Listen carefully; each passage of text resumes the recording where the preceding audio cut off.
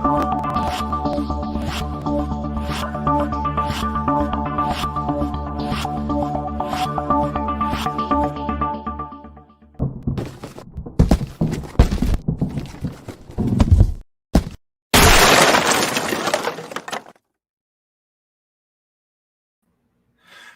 evening, all, and welcome. Thank you for joining me with tonight's conversation about integrity. The topic is integrity of position. What is that? Well, many people have asked and consider watching my Facebook stream, watch things, and I post things. And predominantly, I've posted things mainly from right of center. And I've chosen to post those because the ones left of center are everywhere. And so I've posted some from the right from center to see what shakes out and see people's point of view. How do I position myself?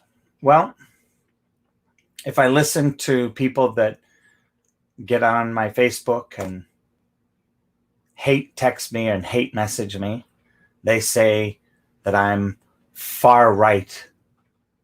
Well, I'm not. Some of you would be surprised to know that I voted for Obama not once, but twice. And yes, there are those of you that know that I chose Trump over Clinton.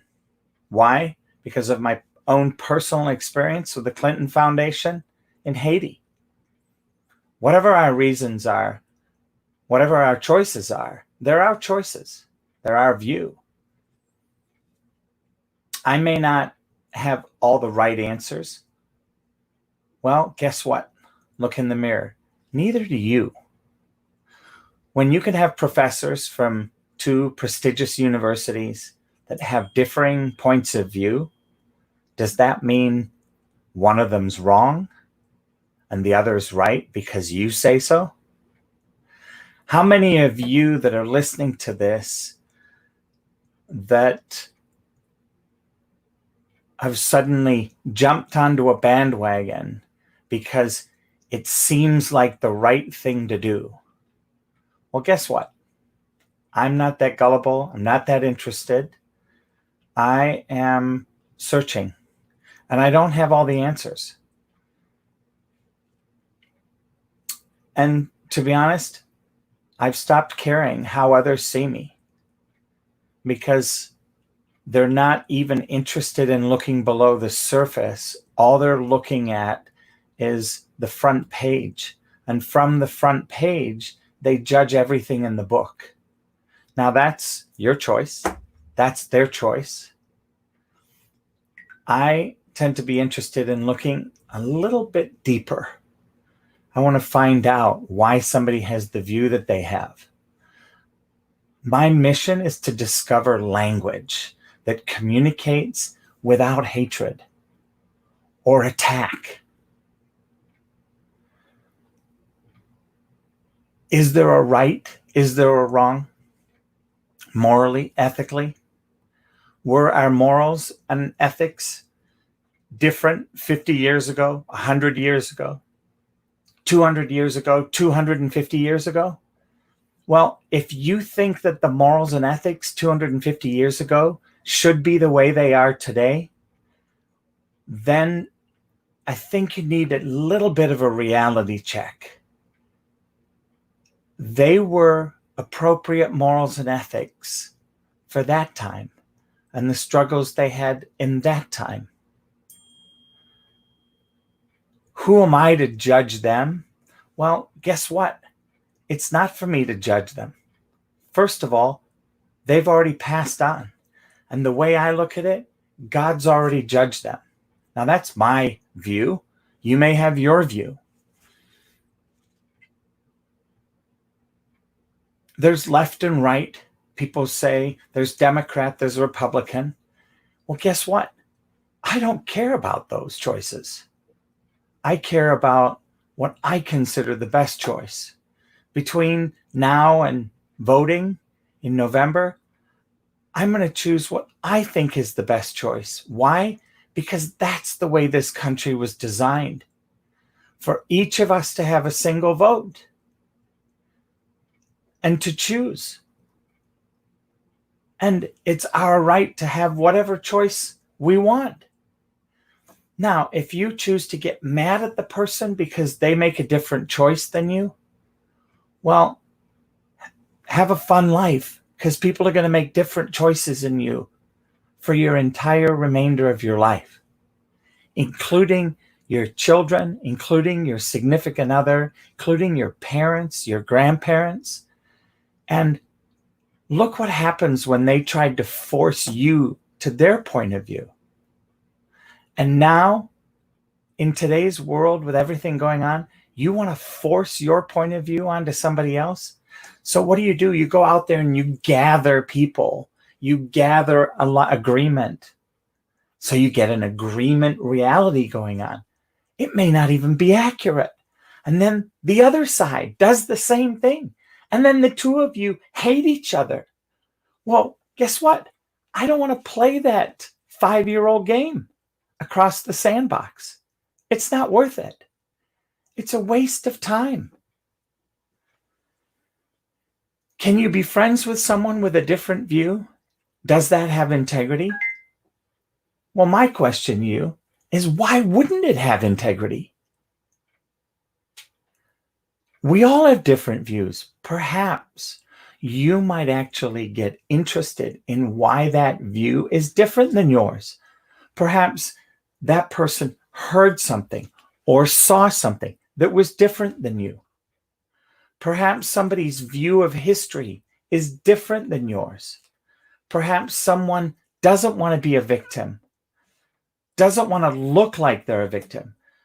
Perhaps someone wants to be friends with a police officer, wants to be friends with somebody of color, wants to be friends with a Native American. Perhaps that's their choice. Since when is it about anybody telling another person what to do? Unless you sign up for something like the military, where you sign up. Case in point, I've been in the military. Guess what? You go to boot camp. What are you there to do? Learn how to take orders. Why? Because we live in a cushy, plush world where we get to say things and be irresponsible for our mouth, for our actions. And sure, there's consequences for some of the hardcore actions that we may take. But in the military, it's take orders. Why? So that in war or in times of conflict, when you are told by a superior to jump, you don't turn around, stand there and say, well, I don't want to jump. I'm not ready. I need my time on the couch. No, it's you jump because that's what there is to do in that moment. Now, some of you maybe go, well, that's why I didn't join the military, because then I wouldn't have to take orders. Okay, that's perfect for you. And then there are some of us that join the military because we feel a sense of pride for the country and the rights that it has fostered since its freedom from Britain. And therefore, they've made that choice. Is it right? Is it wrong? No, it's their choice. You have lived your whole life your way, with your view. How has that view been shifted? Did you live in a neighborhood, in a home, where the home next to you, in the front room of the house, sat a mother with a child in her lap, and drive-by teeny bopper gangbangers were firing firearms out the window, shooting blindly at the homes, and one shot goes through the sheetrock wall and kills the baby in the mom's arms? How responsible is that? Who's at fault there? Is it the system? Is it the person that sold the gun? Is it the person that had the gun? Is it the person that fired the gun? Is it the person that made the bullet? Some of you all have different views about this stuff. Well, guess what? That's your view.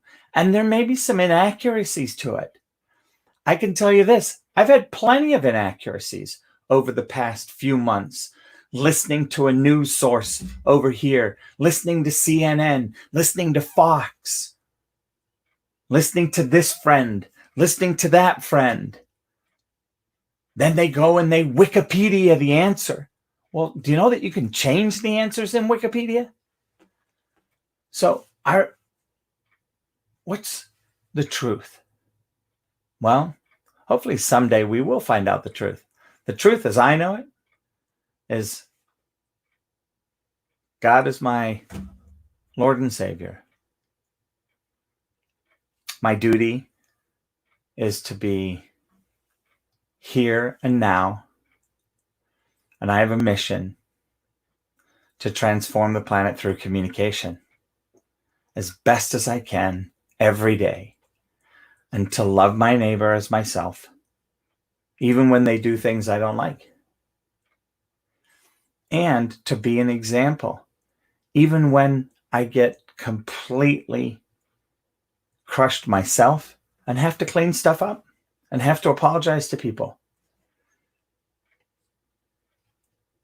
And in the meantime, I do my best to respect authority, to be proud of the country where I live, to be proud of the flag, to be proud of the people that have died for our country, to honor the human race, and to honor any human I come into contact with, regardless of their gender, their background, their upbringing, or their point of view. And if they want to have a conversation and we want to discuss a point of view, awesome. I will have an honest, open conversation. I won't text. I won't email. I won't play the game anymore so that people can stand behind awful words, make awful statements, slander people across texts or Facebook or social media, and have no repercussion because they're not there. They don't see it. They don't get it. It's literally like that gangbanger that shot a gun that went through the wall and killed a baby.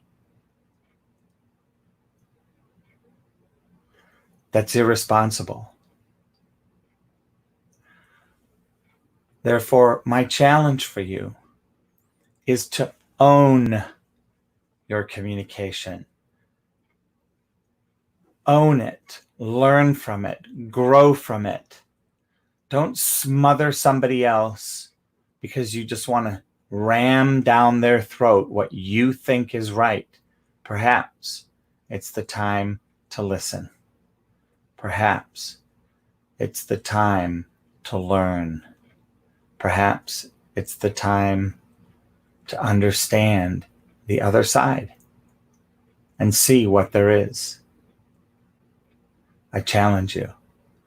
Look forward to hearing any comments about the integrity of position. Now remember, my disclaimer, if you have hate, then send me an email so it doesn't have to be splattered over the internet. Text me. Everybody knows how to get a hold of me. Don't be a coward. Don't throw stuff up in the air and throw poop up in the air just because you're feeling poopish, however you want to look at it. Man up. Speak to somebody live, face to face. Own your view and be responsible for understanding that other people own theirs, and it may not be the same. I leave you with grace, gratitude, and blessings. God bless you. Have a wonderful evening. Take care.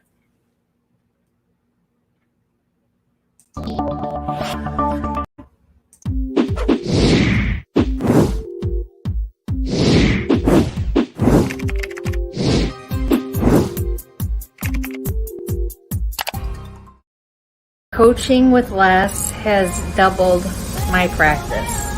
If you have any struggles in your business or your personal life, Les is your guy. He's logical, he's empathetic, he has passion for helping people, and his ideas are genuinely thoughtful. So if you're looking for a business coach with integrity, choose Les Hill.